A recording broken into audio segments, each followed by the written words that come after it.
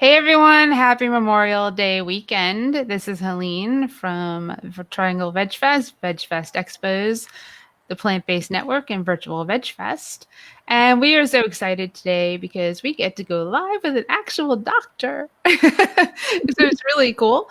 So, first, let's do some talk about Virtual Vegfest. If you can go to our YouTube channel and subscribe, that would be fantastic. You can see all our videos there. Plus, you can go to virtualvegfest.com and you can shop. We're actually open to shopping, even though we haven't pushed our full marketing campaign about it. We do have products up on the site for you to shop on there. Plus, all our videos are on there. Plus, they stream live when we go live on virtualvegfest.com. But today, we're going to answer your questions. I'm not, actually. She's going to answer all your questions about your health during a pandemic, because I think this is one of the things that is on a lot of people's minds. And Shayla Toombs Withers, DO, Dr. Shayla, I'm going to call her because it makes it easier, is in Chattanooga, Tennessee. She was a speaker at Asheville Vegan Fest last year. And as a side note, I was rude to her family and didn't know that it was her. And I apologized before we went live because it was just some vendor coming up to me after we started and said, "Where's our booth?" And I said, "We've already started." And I just kept walking. And then I realized later that it was her and her family. And I was like, that's one of our speakers. Oh my goodness. So I got to apologize before we started. But what's really neat is that not only is she a doctor, not only is she whole food, plant-based, she's also a triathlete. She started her own clinic, right, her own practice, so that she could talk to patients more than 15 minutes at a time, and that she can dedicate her time to helping you to understand why a whole foods, plant-based diet, a vegan diet is the best thing for your health. That's my personal opinion, but it's backed up by science as well. So we're going to talk about that. If you have any questions, you have any comments, please write them in the comment section, and we will definitely do that. We want this to be as interactive as possible. I'm sure many of you have questions about what's going on and how it impacts your health and how the virus impacts your health. So this is your opportunity to talk to Dr. Shayla and have her respond to you as best as we can. And just keep asking the questions. Tell us where you are, where you're from, and we'll do it. And I'm going to throw it to Shayla so she can tell you all about who she is. Yeah, so thanks, Celine, for having me today. I'm excited to do this Virtual Veg Fest. So I am Dr. Shayla Toombs Withers. I am a family physician, and I am the physician owner of Essence of Health Wellness Clinic. So Essence of Health is a family practice clinic here in Chattanooga, Tennessee. What it is a membership-based model of clinic. And so what that means is that the patients of my practice are considered members of the practice. So it's kind of like joining your gym membership. You pay your monthly fee and you go to that place and get your needs taken care of. And so my patients, they pay a monthly fee. And for that, that includes anytime I may need to see them in the office. That includes them having ability to be able to send me a text message, them being able to send me an email about any concerns, as well as member events that are that we host to things to promote health and keep them healthy. We just had a yoga event, virtual yoga a couple of weeks ago. So exposing the patients to all types of different aspects of health. And so in opening Essence of Health, I've been practicing for over 10 years. I'm a board certified family physician, also board certified in obesity medicine.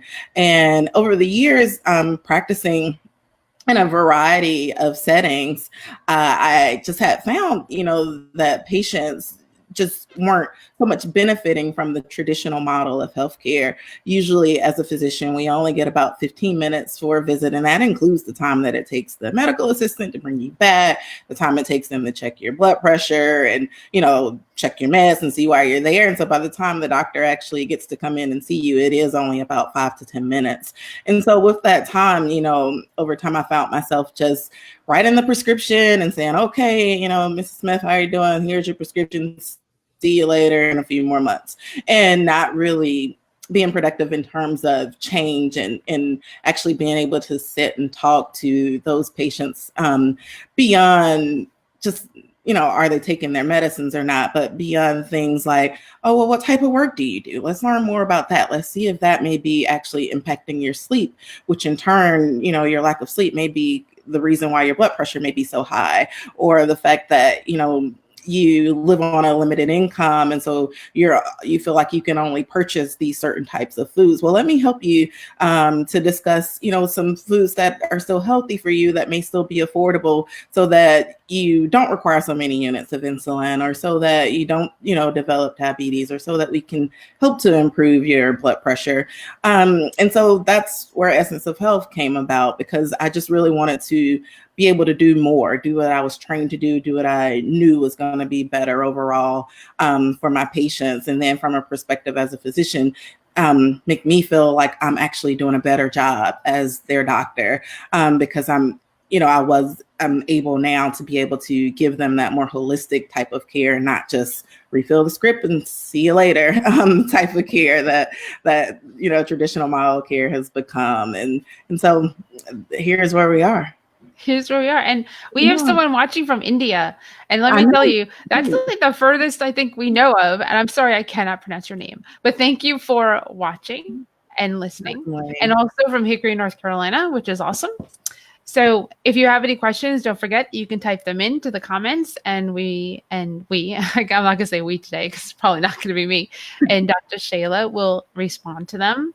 And if you don't have them, we can just dive right in and talk about it. So a big thing that comes up, especially in the vegan community, is I'm vegan, so I can't get the virus. Now, what do you say to that? So I will say that is just not true, as much as we would like it to be. And, we know that our diet is great and wonderful for a number of things, but this virus, it works differently. And every day we have learned something new about the coronavirus. And so the truth about coronavirus is that it's a respiratory infection. It's spread by way of respiratory droplets from one person to the next.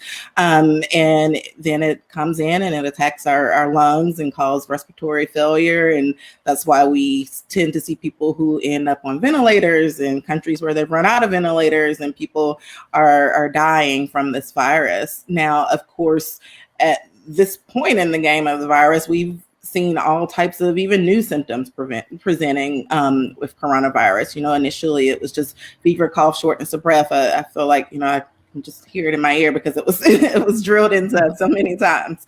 But now, we've seen people with purple toes. We're seeing people with rashes. We're seeing people who are having strokes, younger than 50, which is unusual. We're seeing people develop blood clots, and it's all from coronavirus, from, what the science is telling us here. And so, it takes beyond our diet to help us to prevent. But I say that with the caveat that having a whole food plant-based type of diet actually lessens your risk of complications. And I can dive into, reasons why for that. So with coronavirus, one of the things that we've come to know is that people who suffer from chronic diseases have a higher risk of developing complications and higher risk of death from coronavirus. And so by having a whole food plant-based diet, you're able to prevent the development of those chronic diseases, or you're able to better manage those chronic diseases so that they aren't exacerbated, thereby increasing your risk of complications from coronavirus. So for instance, so, some of the more recent news that's come out about coronavirus is that African-American populations, for instance, were dying at higher rates from this virus. But one of the things that we know here in the United States is that African-Americans also have the highest numbers of high blood pressure, higher numbers of diabetes, higher numbers of heart disease. And so those things predispose African Americans then to have a higher chance of dying from coronavirus. And so by us changing our lifestyle and changing the way we eat, it's helpful to prevent these things. So when we're, cutting out that meat and dairy, we know that meat and dairy products cause an inflammatory response in our body. It causes us, it causes increased risk of diabetes, increased risk of high blood pressure. Meat and dairy products increase cholesterol, and therefore those cholesterol plaques lay down into our blood vessels, increasing our risk of heart disease and heart failure, heart attacks, and strokes. And so when we cut out these types of foods from our diet and cut out oils and sugars and salt and those things, then our body is able to function and have us be more healthy so we don't develop these chronic diseases. The other part to eating lots of fruits and vegetables are the antioxidants. So, we know that our plant foods are high in these pigments and antioxidants in them naturally. And those things do help to boost our immune system and help our immune system so that if we do come into contact with the virus or any kind of illness, then our body is able to fight it off better so that we don't so much develop the complications. So it's not that we won't necessarily get the virus, but we want to have our body prepared to fight it off so that we don't develop complications from this virus. Right. And there's absolutely no guarantees, no matter how healthy you are, how unhealthy you are. Exactly. There's nobody knows. Oh no, there goes the dog. Okay. We were talking about that going live. Oh, it's a male person. I'm going to let you just talk more about the difference between a whole food plant-based diet and actually a vegan diet. Certainly. Yeah.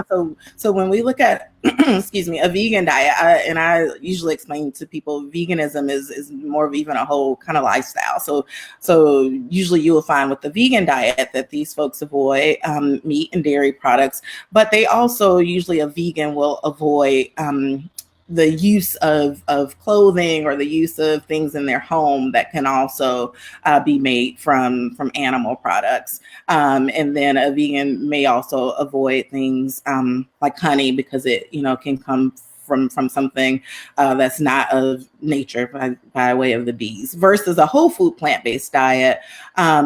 We do avoid the meat and dairy products, but you also avoid oils, sugar, and salt.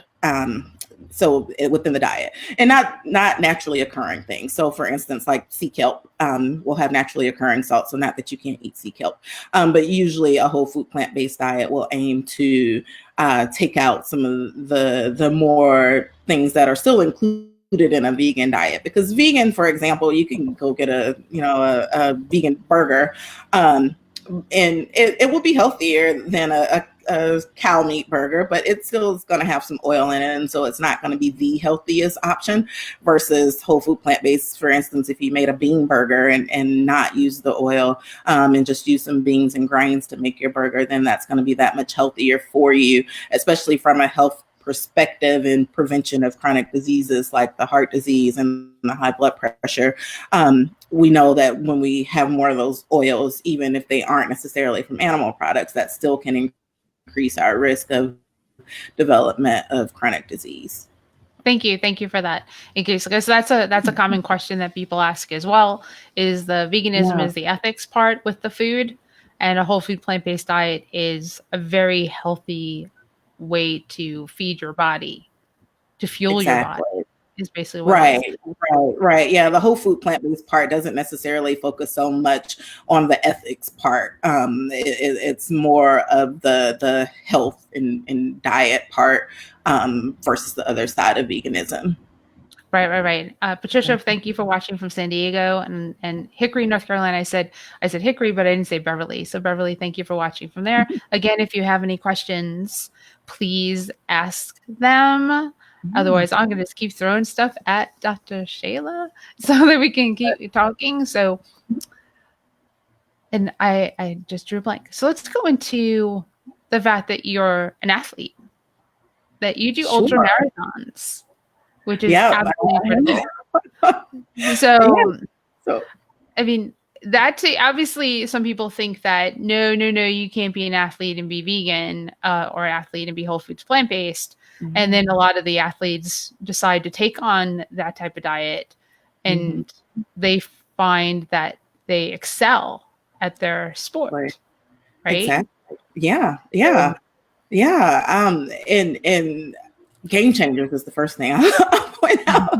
I don't know if these folks out here have seen that documentary, but it's great because it did highlight athletes, and it went beyond just like your Olympians. It had some of those, but it also had some just everyday athletes there too, and talked about how a plant-based diet can be helpful in terms of athleticism and in terms of recovery, and those details that here in Tennessee, one of the things they showed the Tennessee Titans, the football team here, and they showed how one of the wives was a chef. And so she actually started cooking plant-based food for her husband. And the other guys on the team started seeing how well he was playing and how well he was doing and say, oh, let me take a look at this, eating some of this food. And so it turns, she started feeding the whole team, and they had apparently one of the best seasons that they had in a long time with the diet. So we don't know if it saved the team, but it did prove to be helpful in terms of their performance out on the field.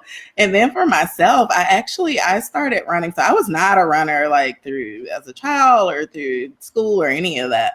I actually started running after I had my first son. He's 10 now. And so after I had him, I really just wanted, as women, after we have a baby, we want to drop baby weight and we want to get healthy and spend this time to be, a healthy mom. And I did. And I started with a couch to 5K plan, which is one of those plans where you run a little bit, you walk a little bit. And so it builds you up from being a non-runner at all to being able to run a 5K race. And it goes over about, a couple of months that it builds you up to that 5K. And so when my son, when he was about 9 months old, I had done the program and ran my first 5K from there. And at that point, I thought that was it. I was like, oh, that was fun. And, I can run a 5K and that would be great.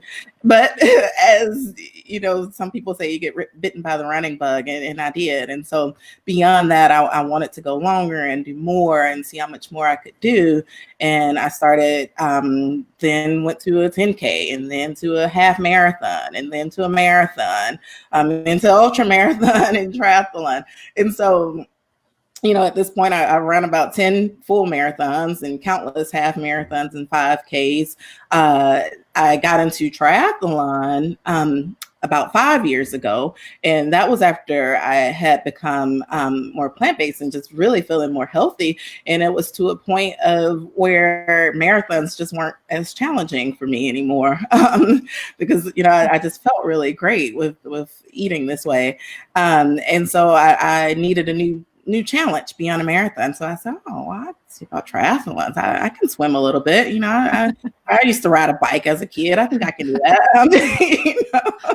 And then it's, triathlon, you swim, bike, run all on the same day. And I recall telling my husband about triathlon, and he was like, you're going to do all those on the same day, like the same race, like not 3 different races? And I'm like, no, it's the same day. It's like, this is how this goes.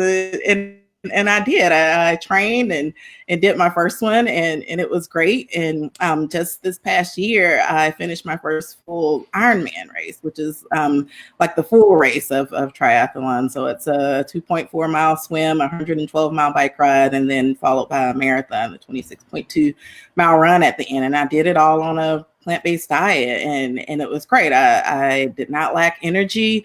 I found myself recovering much more quickly. There were times when training for an Ironman that you may work out anywhere from 2 hours to an 8-hour workout just in one day. And then the next day have to do another long workout of that sort. And my body was able to still go back in and still able to function and, not be feeling like I need to be laid up in a bucket of ice after doing an 8-hour workout. And I definitely contribute that to my plant-based diet at that time. And I tell people now, who are suffering from joint problems problems or who may be athletes to include a lot of beets in their diet, turmeric, a lot of those dark leafy greens. And I did a lot of that. I drank a lot of beet juice at that time, a lot of smoothies.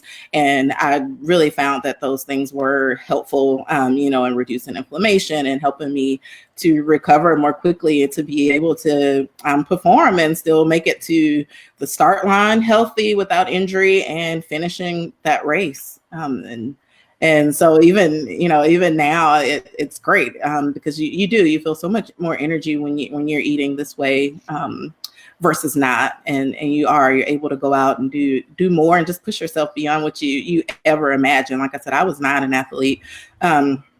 As a kid, I was one of those kids who couldn't even run a lap around a pool, and then, to finish a full Ironman now. So I truly consider that a testament to a dietary lifestyle change.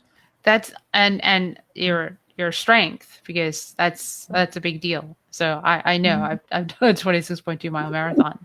So Jennifer has a question: where do seafood, eggs fall within eating a plant-based diet? Are they excluded or limited? That's a good question. Yeah. That is a great question, Jennifer. Yeah, and so seafood and eggs are not a part of a plant-based diet. And the reason for that is because, we found that seafood and eggs, for one, they do still contain cholesterol. And so those products can still contribute to you developing these chronic diseases by putting these plaques into your blood vessels and still causing inflammation within your body and not being as healthy. So eggs and seafood are also excluded from a plant-based diet. And I'll give the lead up to that because I get a lot of patients that then ask me, well, how do I get, my omegas? Because, I can't have my fish because, we see all of this marketing out there that says, that you have to eat your fish to get your omega-3s, and you're still able to get omegas from your plant-based foods. So flax seeds are great. Whole grains are great for giving you omega acids, chia seeds. So there are other plant-based ways to still get those benefits without eating fish and without having eggs. A lot of people miss the texture of eggs. Tofu, I consider myself to make a great tofu scramble. It's kid approved. We found even getting my kids, because my kids eat plant-based now too, and so transitioning them from more of a traditional diet to more plant-based, and so we've done tofu scramble for them so that they still feel like they may be getting that egg. And black salt is something that we found that still gives things that eggy taste to it, and they like it, and they still get those health benefits from eating plants. How old are your kids, so people know? Yeah, they're three, all boys. The oldest is 10, the middle one is 6, and then the baby is 3 years old. Wow. And then, so you mentioned a tofu scramble. What do you put in yours besides the black salt? Yeah, so I like spinach in mine, or something green. Usually I have a lot of spinach on hand, but if we have kale, sometimes I'll use kale too. And then I will put nutritional yeast on it. Garlic, lots of garlic. My husband sometimes thinks I may be a vampire because I love garlic. So lots of garlic, onions.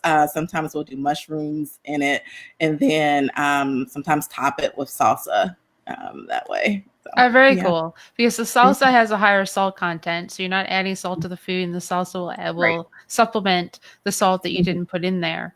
Yep. In order to keep it more whole foods, plant-based. And I'm assuming you're not using any oil when you're sauteing, right? No, you can use water. Yep, you're doing water-based. Do you know what pan do you use? Do you use a nonstick pan? Do you use I a water? use a nonstick, and I am drawing a blank on the name of it, but it's one of those copper pans.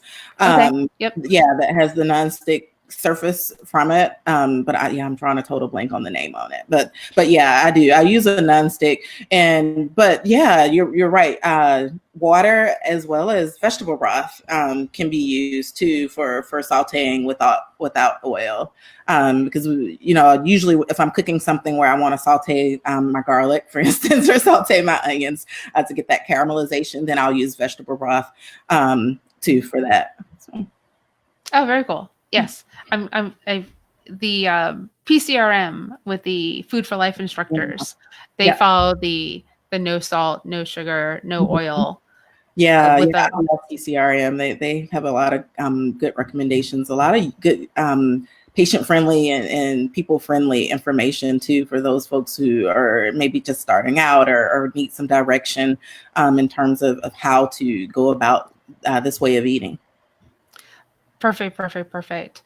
Then going backwards for a second, Charity Morgan is the chef who's married to the football player whose name I don't know his name, but Charity Morgan is the chef who was making all the meals for the football players for the Tennessee Titans.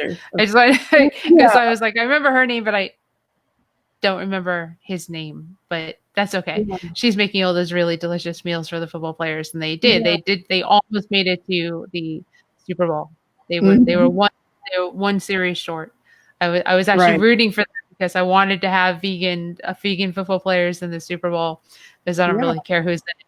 So Derek, thank you, Patricia. Derek Morgan. I knew it was a D, so thank you. So here's something Jennifer's following up is I worry about loss of collagen as I get older, flabby.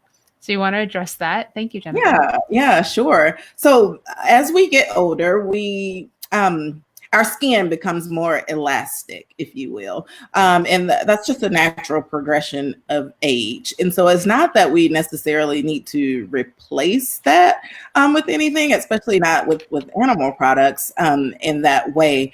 And I say that from a perspective because some things are just a natural part of the aging process. And so it really won't matter the fact that you feel like you're replacing it with these things because your skin is still going to become more elastic because it's just the natural progression of aging and health. And honestly, by using those animal products as you age, you're just really increasing your risk of some of the other things that can come with aging that you may have an increased risk for anyway, like those, risk of heart disease, risk of high blood pressure. Those things increase as we age. And so by including those animal products, you're just further increasing your risk of those things. Now, if you are concerned about joint health and skin health, a lot of your plant-based foods are going to be naturally higher in calcium and things that can promote the bone and joint health.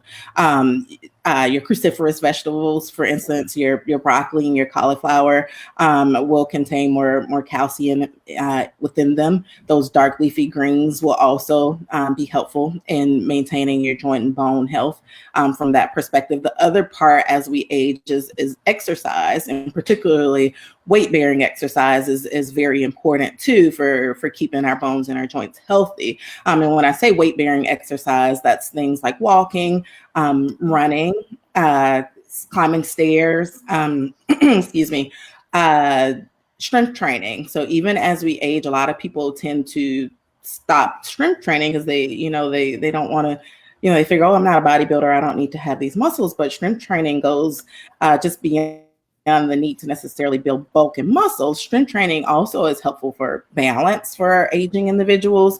And it's helpful for joint health and keeping those joints healthy. So even if it's just, I have a lot of my older patients use the stretchy bands because those things, they don't feel the need to go out and buy heavy dumbbells or anything, but there are a lot of workouts that you can do to keep bone and joints healthy with just those stretchy bands and some body weight exercises that you can do. So whether those are planks or sit-ups, push-ups, those things also build strength and are helpful for those individuals in maintaining balance and maintaining bone and joint structure. Right. And yoga.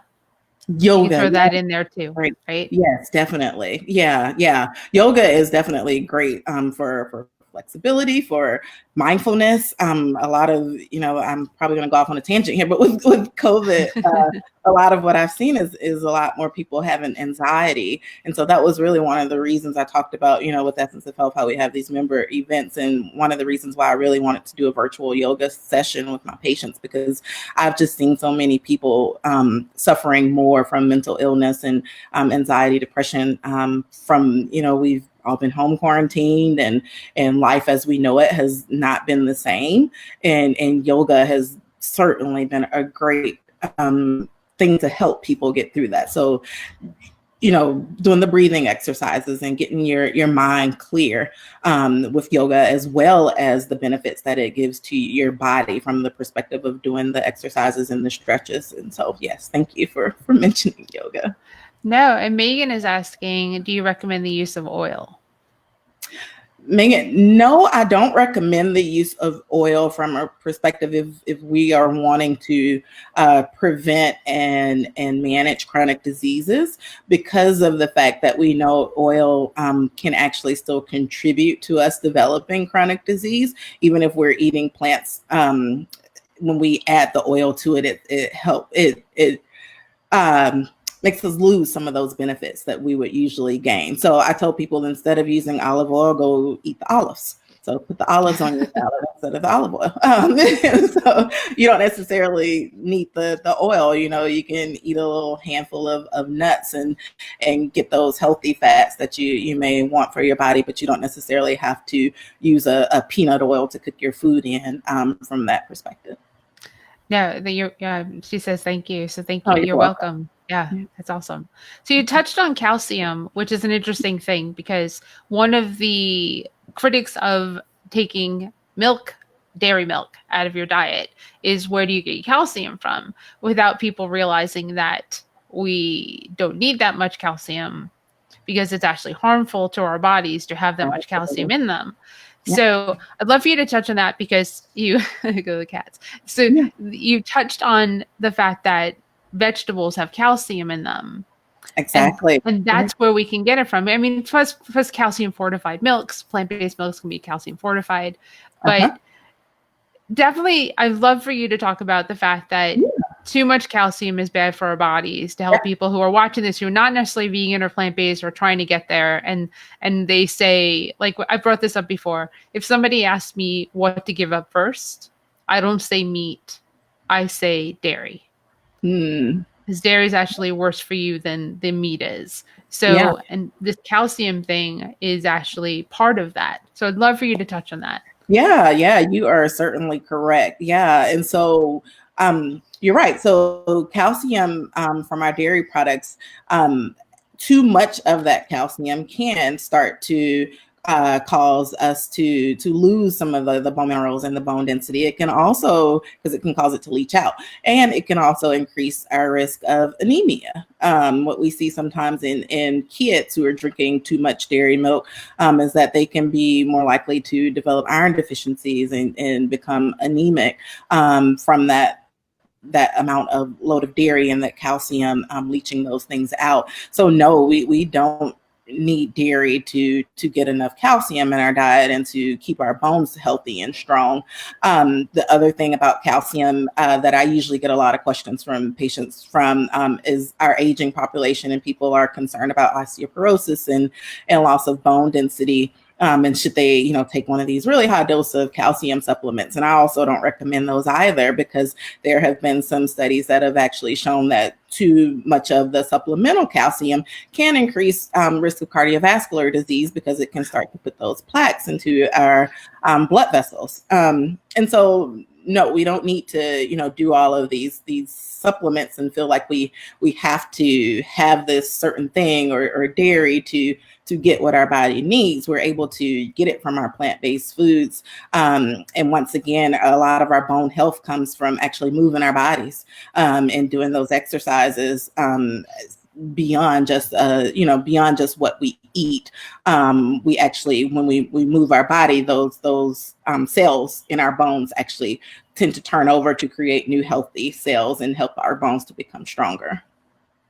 You say move your body, and I start wanting to dance. So it's a great form of exercise too. Zumba. Yes, it's like move your body. Right. It's what you need to do.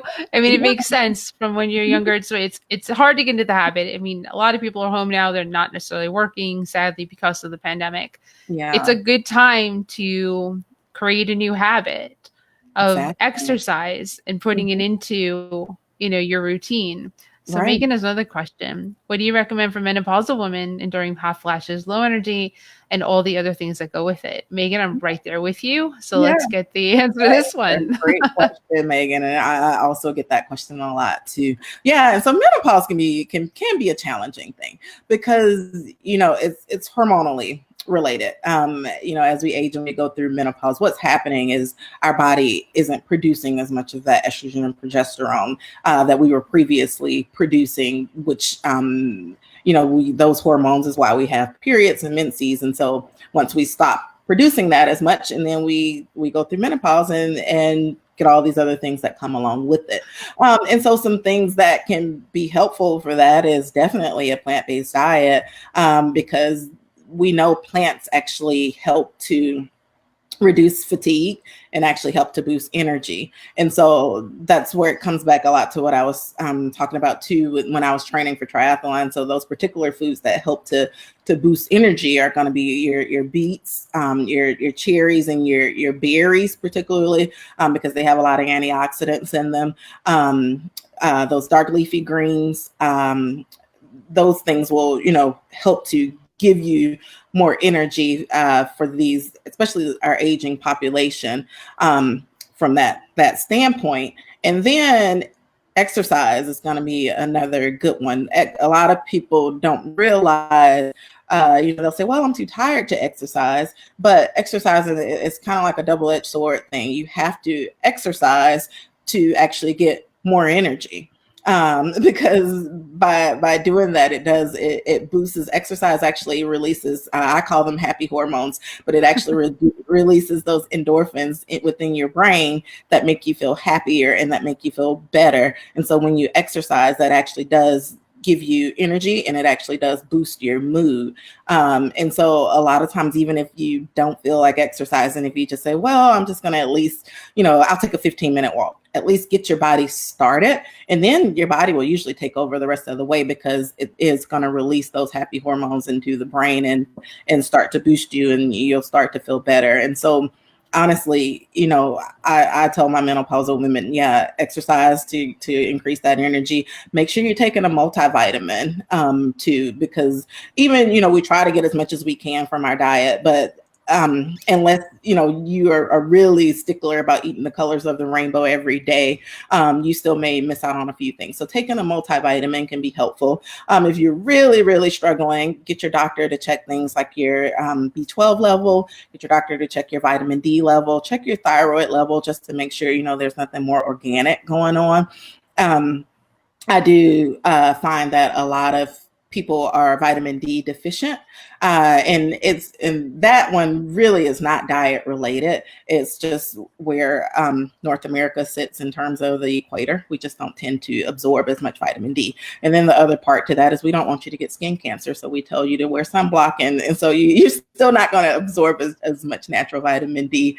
And so a lot of people are vitamin D deficient. So a lot of times when I do find people who are suffering a lot from depression a lot, or they may be suffering a lot from fatigue, a lot of them are just vitamin D deficient. So, talk to your doctor and have them check that. I don't recommend people just go out and buy the highest dose of vitamin D that they see on the shelf and take it, because vitamin D at too high of a level can become toxic to you too. So it is one of those things you want to work with your doctor on in terms of the right dosing of it, and to make sure that that's not contributing to you feeling such lack of energy there. And then B12, when you are eating a plant-based diet, so B12 is one of the only things really that we cannot naturally find in plants.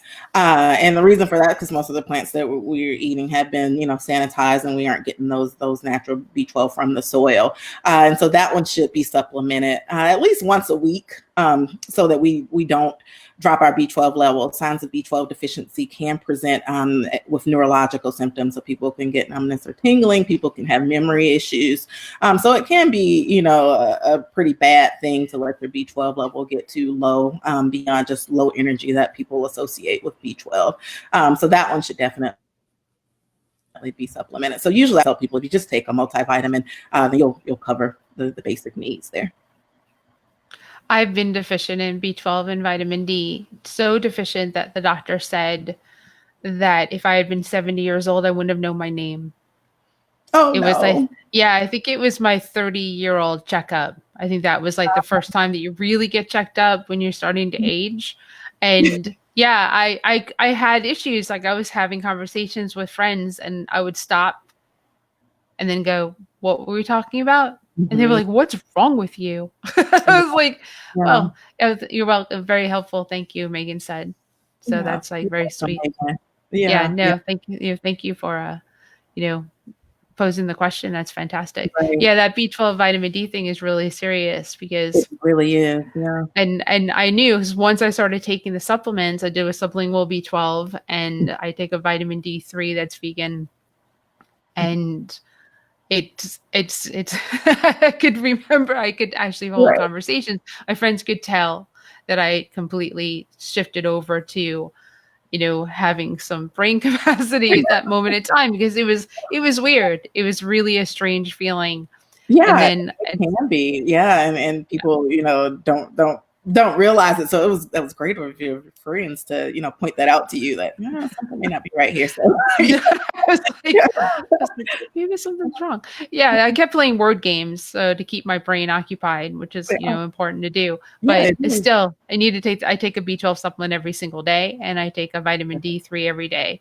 And then Good. something that I added because of I don't know what it's called. It's a NAC, I think, that Dr. Milton Mills recommended on his page, and I Or maybe purchased it. choline is Yes, definitely, yeah, that's it's what you're for saying. lung function to strengthen your lungs. Okay. He recommended taking that daily, so I bought that, and we take that daily as Okay. well.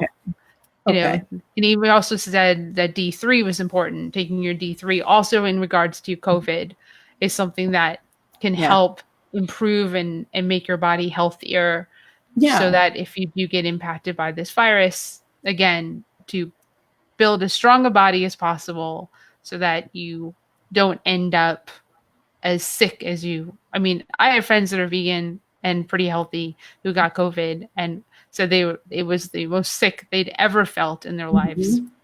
But And they were able to fight it off, yes. and that's the key to it, like we talked about. It's not so much that you won't get it because we all can get it.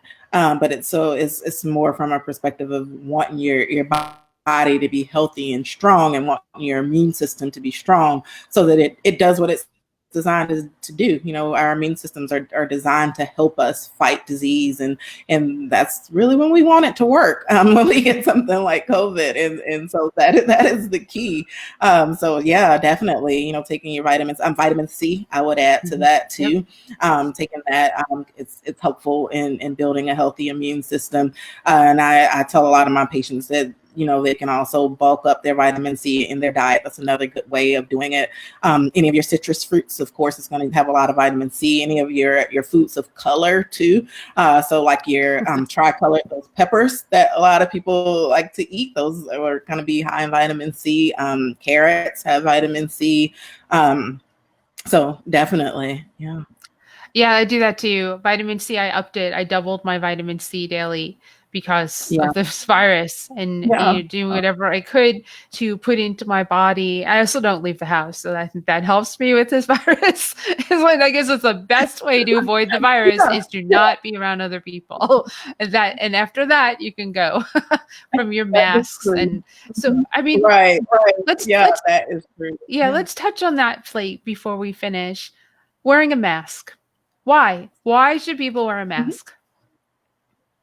Yeah, great question. So, I tell people the mask is not so much for you as it is for you helping your fellow mankind. So the reason for all of us wearing a mask is because one of the big things is with coronavirus, not everyone shows symptoms, even though they may be passing along this virus. Because what we found, I know even just here in Tennessee, our highest numbers of positive cases of coronavirus are actually in individuals who are between the ages of 20 and 50. And, a lot of the news when it first came out was, oh, well, this is just affecting old people. And that's just not true. What we found is that the carriers of it are that 20 to 50 age group. But then what happened is that they infect the older population, and those are the ones who are more susceptible of death and these complications from it. So the reason for you wearing a mask is to protect others, those people who may be immunocompromised, those people who may be higher risk individuals, like the chronic disease folks we talked about, pregnant women, we know are higher risk individuals. And you just don't know if you may be a carrier and potentially a person who may be healthy and feel great, but still may be potentially spreading this to other people. And so that's the importance of wearing a mask. Not so much that the mask is going to keep you from getting anything, but it helps to protect others too. So if both you and I wear our mask at the same time, then that greatly lowers our risk from just the person who is just ill and showing symptoms just wearing their mask, or just random people wearing it. But if we all wear it, then that helps us to prevent the spread of these respiratory droplets from one to the next and protect those more at-risk individuals. Right. I'm a big proponent of please wear your mask everywhere you go, and correctly over the nose. And thank you for saying. I've seen people, they'll have the mask on, and bless them, they'll try, and then the mask is down here and or it's under the chin, and it's not doing you a whole lot of good there. So it definitely has to cover both your nose and your mouth. And the other key thing about the mask is, they've more like behavioral studies have shown that when we're wearing a mask, that also keeps us from touching our face. Because it creates a barrier, and because the other part to this we know is, if you touch a surface that may have the infection on it, then you go touch yourself, and then you've just infected yourself. So the mask also helps from that perspective too. Right, and don't touch your eyes. That's the other thing too. I mean, it's very hard. I mean, it's incredibly difficult for me because I'm always touching my face. But Jennifer is saying, thank you for speaking about taking vitamins, supplements when eating plant-based. Yeah. Oh, you're welcome. It's as much as we can get as much as we can get into our diet by eating the best foods for our fuel. It doesn't mean like B12. You can't eat it unless you're eating dirt.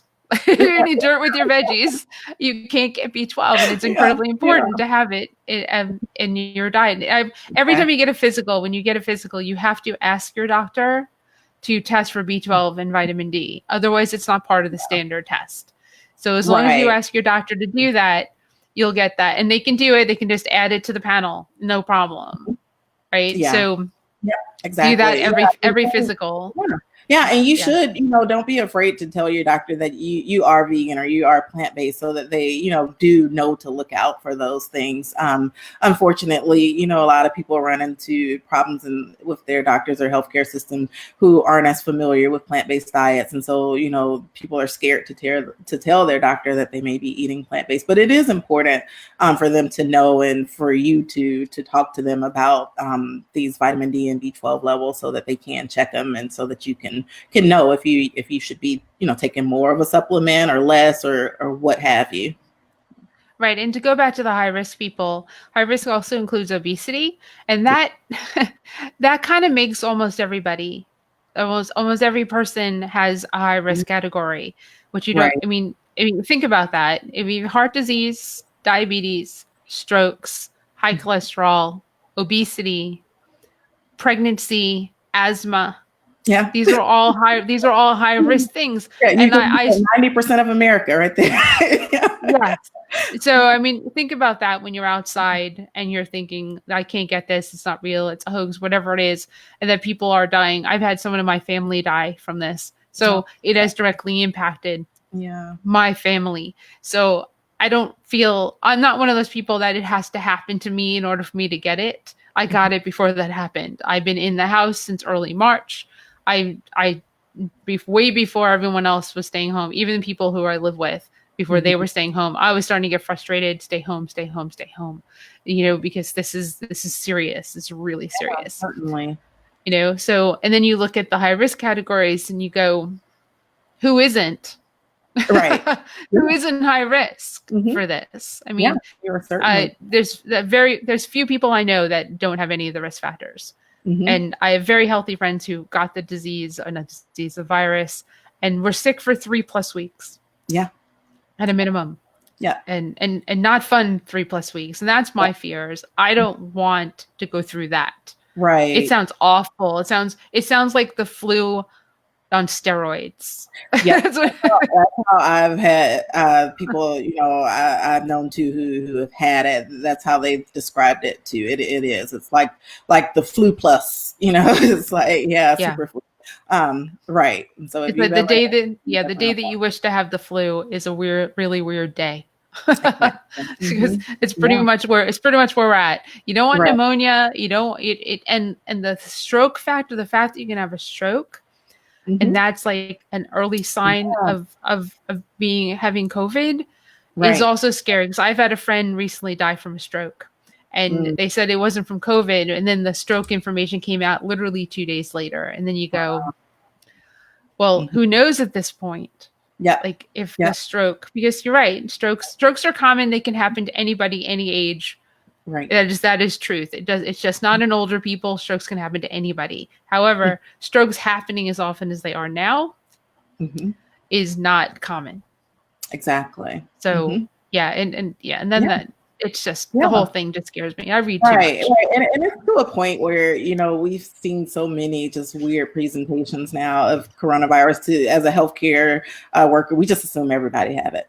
So when people come into my office, I just assume anyone may have it. And I treat all of my patients from that perspective. So, whatever I'm talking to them about, we still keep that in the back of the mind that, this could just be coronavirus. It may be this, but it could just be coronavirus again. Right. So, which is the other reason why widespread testing is also an important part of where we'll need to be in our country to get us moving forward too. Is just having that capability, because you just don't know at this point. Right. And the tests have come back. People who are positive have come back negative multiple times. And the Yeah. test that's pretty active right now, I think is by Abbott, is 50% incorrect. Right. Yeah. You may as well flip a coin. Yeah. Well, that is a 50%. That is, Yep. yeah. And a lot of friends are actually very sick with all the symptoms, but they tested negative. But you know what? The doctors actually said to one of them, for our purposes, for the medical community, you have COVID. Yep. Even though your test said negative. That 5 to 15-minute test, a nasal swab test, came back negative. He definitely had COVID. So Jennifer has another question. I sometimes struggle with menus that aren't just a collection of vegetable side dishes. I've really been exploring cookbooks, magazines, and virtual demonstrations, but it can still be challenging. That's not a question. It's just a statement. Yeah, but no, I agree with you, and I can direct you some sites that I like to recommend to people. So first, PCRM that we mentioned, Physicians Committee for Responsible Medicine. They actually have a program called a 21-day Kickstart that they do there, and it's free. So anyone can access it, anyone can have it.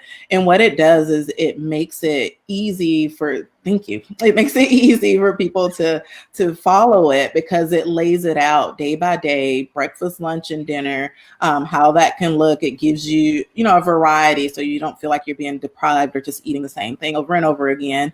And it comes, I believe now they even have an app for it, so that you can just upload it to your phone, have it with you, know the ingredients that you need, and the food that they recommend is easy to prepare. So you don't feel like you have to be a chef to cook it and to eat it, and it's tasty. And so that's a good place to start for people who are trying to go into this way of eating, and they need somewhere to start and not feel overwhelmed, like, well, do I just eat a plate of broccoli, kind of deal, because that may get boring really soon. And then Forks Over Knives, they also have a good recipe section there to follow with healthy, whole food, plant-based recipes. They And theirs run the gamut from everything to if you're going to throw a dinner party and you want some appetizers, up into if you're looking for whole food plant-based desserts, and how to do those things healthfully, and not just throwing a pile of sugar in it, but sweetening your desserts with dates, or bananas or applesauce, and showing you how to cook those ways, and to rethink a lot about eating this way is rethinking how we used to do things. So if you used to bake your cake with butter, eggs, and sugar, those are kind of the first three ingredients of any kind of cake recipe. So knowing how to rethink that. So I can use flax seeds, and I can make a flax egg. I can use unsweetened applesauce and dates, and still get something that's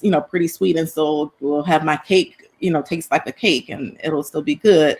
So just learning as you go and following some of these sites with where it lays it out for you can be helpful. So yeah, Jennifer, that was a great statement and question there.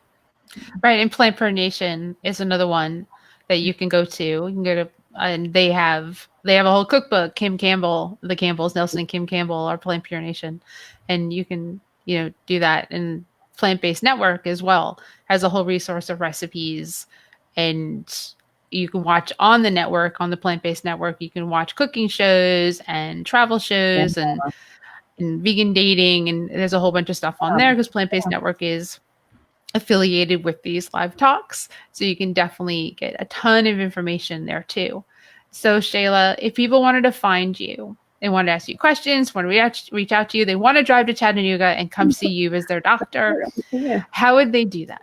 Yeah, so I can be found Essence of Health Wellness Clinic. And so the website is www.essenceofhealthwellnessclinic.com. I know that's kind of long, but it's the whole clinic name, essenceofhealthwellnessclinic.com. I can also be found on Facebook at Essence of Health Wellness Clinic, on Instagram also at Essence of Health Wellness Clinic, and I have a YouTube page that you can subscribe to and follow, where I also do more videos, kind of like what we did today, Helene, where I just offer more just kind of tips and information out there that can be helpful to help people's health, and that's also just Essence of Health Wellness Clinic in terms of YouTube. That's fantastic. Thank you so much for joining us. I'm really glad to get to know you better, because I really like to get to know the people who are involved in our events, like very, very much so. And you're one of the people that kind of just went right by. So this has been wonderful. And I look forward to the next in-person event that you can be part of. If it's this year or next year, I mean, you're definitely part of the crew that's going to be part of the events, the education days. I just don't know when that is, but it will be Nashville in November. Well, hopefully Nashville in November, if that happens, if I find an education venue somehow, some way. But that's so far off. Let's just deal with today. One day at a time is my mantra at the moment, so I don't get upset or depressed. So one day at a time, because we don't know, we have no clue what the next 90 days will bring. We don't have any clue what tomorrow will bring. And that's what we know, because this virus has morphed and mutated and changed. And every time they say it doesn't impact somebody, it does end up impacting them, like children. So we just don't know. So one day at a time. Please retype the contact information and the other resource in addition to the plant-based network. Okay, I will do that, Jennifer, as soon as we finish. I'm more than happy to put that into the comments. So thank you. Please subscribe to Virtual Vegfest on our YouTube channel. Please go shop on virtualvegfest.com. We'd love to see you there. You can also revisit all these talks on Virtual Vegfest and on the YouTube channel. And then Plant-Based Network, you can go and watch on television if you have some extra time. It's there streaming live 24/7. If you don't have Roku or Apple TV or a Fire Stick, you can watch it on the plantbasednetwork.com. And there's so much stuff going on in virtually, there's so many things going on now that you have choices as to what you want to watch and what you want to do. And you're welcome, Jennifer. She says, thank you. She loved this. I really thank you. Thank everyone for watching and joining us live. And for everyone who watches this when we're not live, we appreciate you too. But for now, have a great rest of your weekend and be healthy, stay safe, stay home, and don't forget to wear a mask.